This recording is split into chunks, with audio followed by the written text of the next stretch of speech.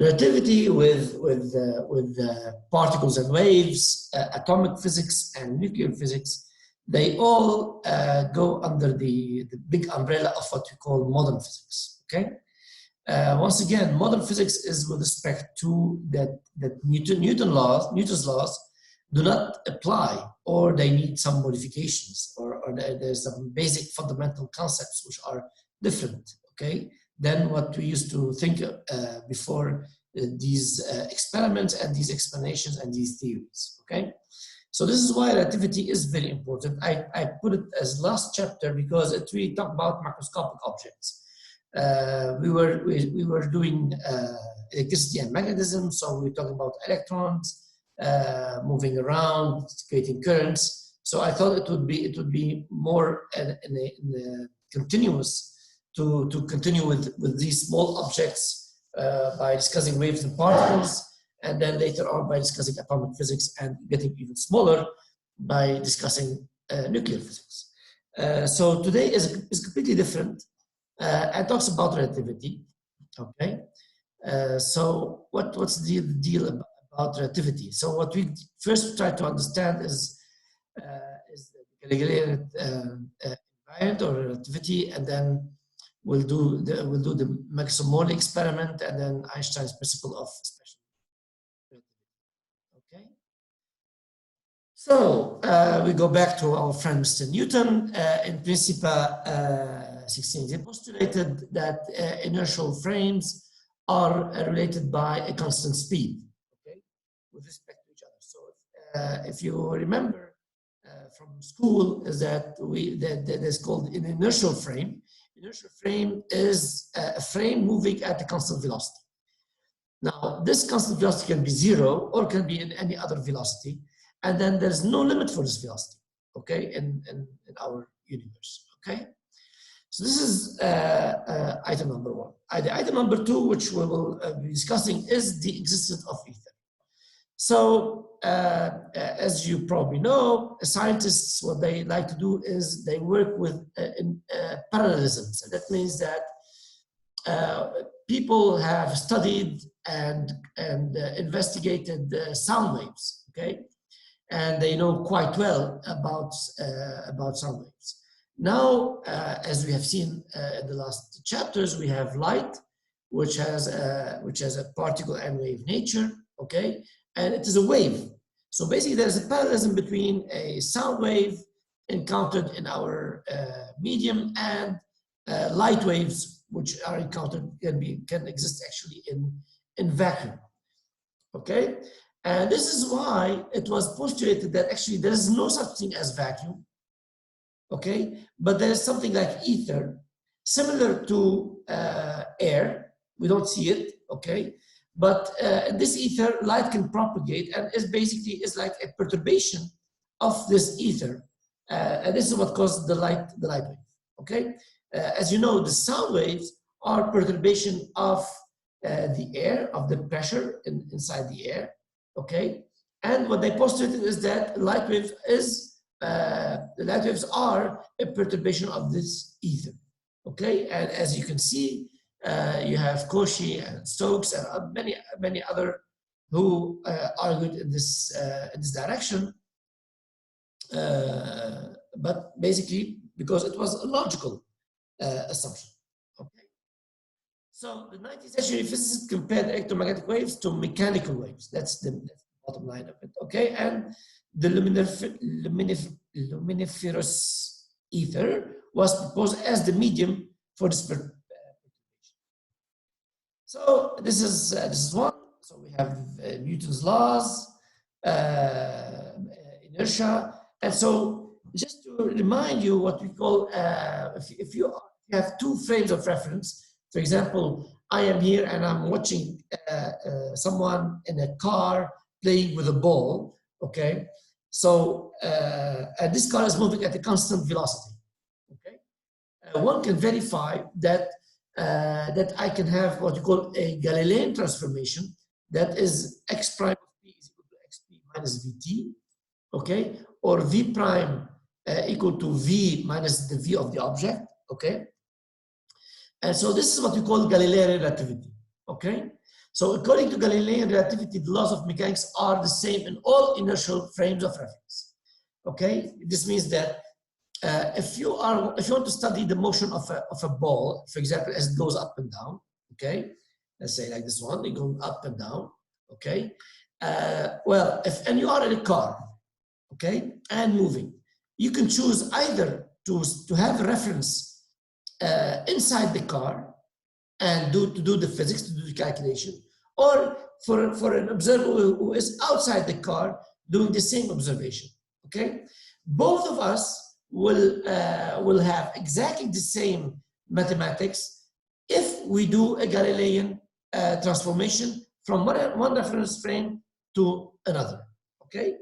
So a natural frame is one of which Newton's laws are valid, and objects are subject to no forces, will move in a straight line. This is basically Newton's laws. So basically, if you are in a car and you have a ball or something and you throw it, okay? So if you are going at, let's say, 10 kilometers per second, and you throw a ball at another 15 kilometers per second, you can quite easily imagine that the velocity of this ball with respect to an observer who is at rest will be 10 plus 15, which is 25 kilometers per second. Okay? Now, if you are in a car moving at 10 kilometers per second and you throw a ball but opposite to the car motion, okay, then the velocity of the ball will be 15 minus 5, which is roughly 5 kilometers per second. Okay, so basically, the idea about Galilean transformation is that you have addition or subtraction of the velocities. Okay, it's very simple. If you're moving at some velocity v and you induce motion with velocity v prime, then it's v plus v prime in terms of vectors. Okay, and so they can be in the same direction or opposite direction, whether this v prime is parallel to v or anti-parallel to v. Okay. We can also generalize it in this bottom figure here, where if I'm moving at some velocity c and I throw something at some velocity v, then I can use Pythagoras to get the velocity, the net velocity, which is c squared minus v squared. Okay, so this is the that's the basic idea. Now c in this case, in this graph here, c it could be the speed of light, okay, and v is the speed of the object that is emitting this light. Okay, so I can be moving in like this. Assuming I have a laser pointer, I can be moving like this and have my laser pointer in this direction. Okay, in this case, my total velocity will be c plus v. I can have my pointer going in this direction, but I'll be moving in the opposite direction. And in this case, it's going to be c minus v. Okay, and so this is what that's the basic idea. And Michelson-Morley experiment. The Michelson-Morley, what they did is really they tried to verify this basic idea. Okay, what you see at the bottom figure is this is the actual real experiment, real setup of Michelson-Morley. Okay, so what's in there? First, you have a light source to produce light. So you have a light source which goes like this here. And here I'm going to have what we call a half silvered mirror. This means that half of the light will continue and the other half will be reflected. Okay, so follow me. So this is going to continue like this here. And this is reflected will go upward in this case here. Okay, and then on both sides here, I'm going to put a full mirror. So the light goes up and then go down, and then it continues until I have a detector here. And then the other part goes to the right, reflected back to the left, and then reflected back to the detector. So basically now at the detector, what do I have? I have two light sources. Okay, one went like this, went up, down, and then to the detector, and the other one goes unreflected, goes like this, back, and then goes back down towards the detector. Okay, so one arm, as if you can see that there's like a big circle underneath, this makes the whole thing rotate, okay? The whole experiment rotate. Because what we want is that we want to, at some point, to go with the velocity of the Earth, because the Earth is going through the ether, and the other one is the opposite of the velocity of the ether, exactly what we have tried to do here in the downwind or the upwind condition. Okay, so one arm is aligned along the direction of the Earth motion through space, and basically, as you know, then at the detector, I'm going to have two light waves, and these two light waves, they're going to interfere with each other, okay? And I'm going to observe this interference, okay? So, and what does this interference show? This interference is going to indicate the path, okay, the path of the light from the source up to the detector. So for the bottom one, it goes the source up and then down and then to the detector, and then this one goes like this to the half cylinder, to the right, and then back to the detector. Okay, the difference between the path is going to give me an interference pattern. Now, if this path changes, this is immediately detected by these interference pattern or by these bright portion and dark portion of light. Okay, so that's what they did. This is another schematic of what's happening. Okay, if there is ether, okay, then even though I'm getting the same balls on here and here, in this case here, I will observe they will come at the same time to the detector. But if this one is moving, okay, then this will occur afterwards. Okay, if it comes afterwards, this means that my interference pattern will change because the length at which it's going to propagate will be different where it's going upward and down. Okay. Okay, I hope this is clear. So once again, I take two photons. One is going up and other going down. And now watch this one here. This one is moving to the right. Okay, so if we are moving to the right with the ether, then the blue one will arrive before the red one. Okay, and my interference pattern will change. If I detect the interference pattern, then I'm able to say whether indeed it's the second one which happened and not the first one. So all right. So this is what you see here is the experiment, is the results from that experiment, showing actually that the speed of that the interference pattern, which you can see a picture of it below. So this is actual photo of fringes seen in an old Maxwell type interferometer.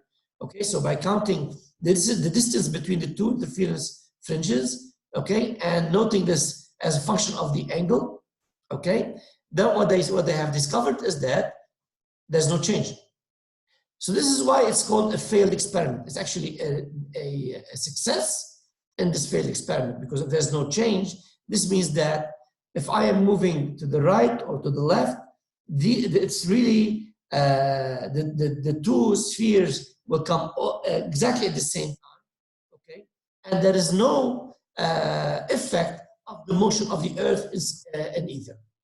If there's no effect of the motion of the Earth in ether, we know that Earth is moving. Consequently, the last idea is that there's actually no ether. Okay, so after this experiment, the idea that ether does not exist was accepted. So ether was completely discarded, and then scientists accepted this idea of vacuum. Okay, and of course the idea of that the light has a dual nature between particle and waves, and all these effects that were discovered by Einstein and Planck and all these guys. Okay, so what also they discovered? The additional laws for velocities were incorrect. For light, as the velocity for light, as the velocity of light seemed constant no matter in which inertial frame it is emitted. Okay, So also this is another result.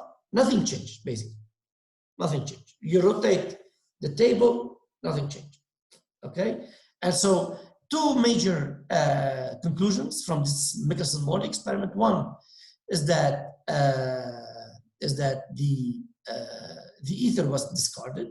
The second is that it appears, at least at the time, okay, that the additional laws of physics, okay, does not add up because one is going in this direction and the other one is going in opposite direction.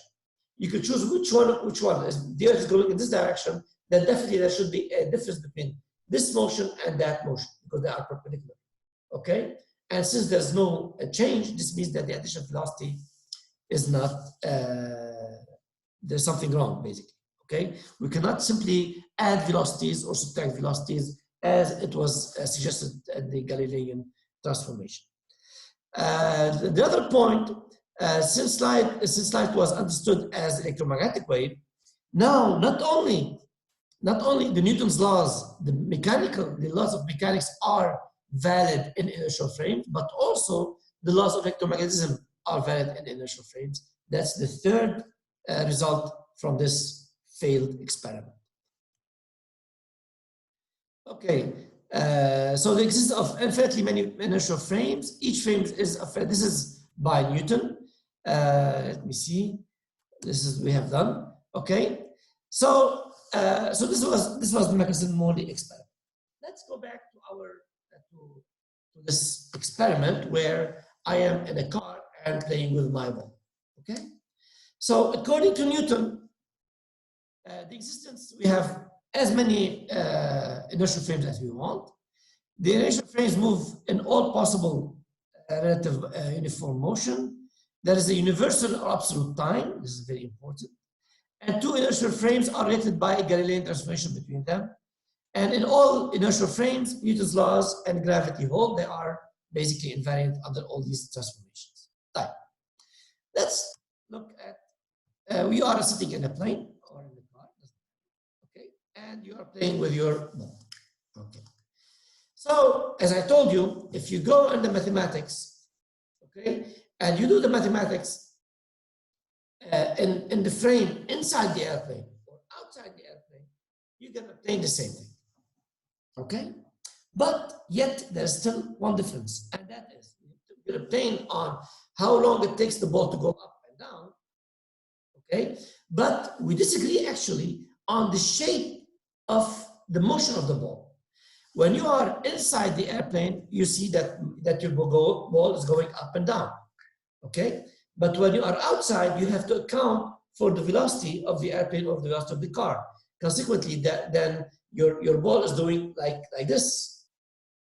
Okay? It's not going up and down because there's also the velocity of the car or the airplane. So basically, your ball will do like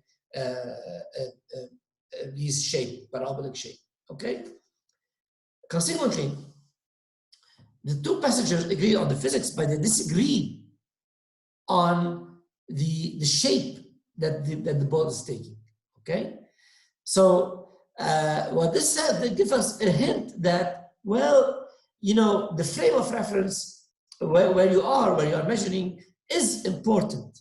Okay, in the way we are detecting and we are observing moving objects. Okay, consequently, if you are in the airplane or outside the airplane, you will not see the same motion, even though the ball obeys to the same laws of physics, and it will go up and down and down with exactly the same time, whether you are inside the airplane or outside the airplane. But yet, the motion of the ball is different in the two cases.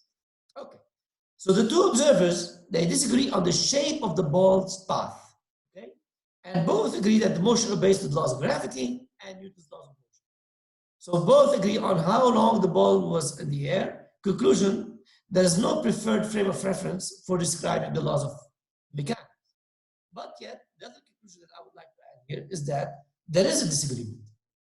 Okay, and this disagreement, very important, we come back to that several times. This disagreement, no one is right and no one is wrong. Both of them are right. Mazboot. If you are in a car putting the ball like this, you are right.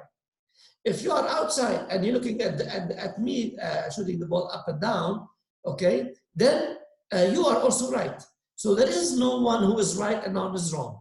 And this is extremely important that you know, for the future of this course. Okay, so there's no right, and both of them are right.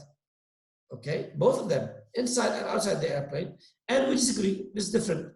So we have to, by doing, for example, the Galilean transformation, we could put the two observations together, okay, and agree at what's actually happening. But on the path, we basically say each one will see a different path. Okay. So here comes our friend Mr. Einstein, who wants to resolve the contradiction between Galilean relativity and the fact that the speed of light is the same for all observers. And the principle of special relativity is the first principle is that all the laws of physics are the same in all inertial frames. So basically now he went from Newton's laws, the laws of mechanics, into all the laws of physics. He generalized this concept, okay? Well, we have seen that electromagnetic theory must obey to, must work in all inertial frames, that's for sure. So what he did is that he said, okay, you know what? Everybody in all inertial frames, it works, perfect.